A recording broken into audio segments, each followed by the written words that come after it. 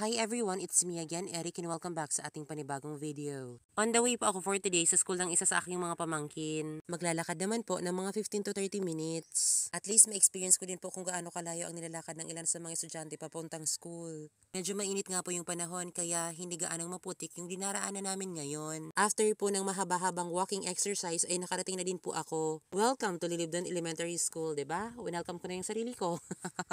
May meeting nga po for today kaya naging proxy naman ako ng aking sister. Fast forward ko na nga po everyone. Makikita nyo naman po sigurong pauwi na kami ngayon. Share ko lang. Hindi nga din po nagtagal yung meeting at busy rin po kami sa aming mga lives.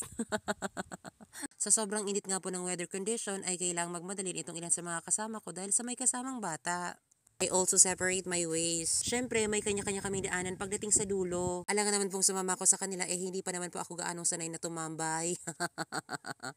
Ayun lang naman for today's video. Thank you for watching. Bye!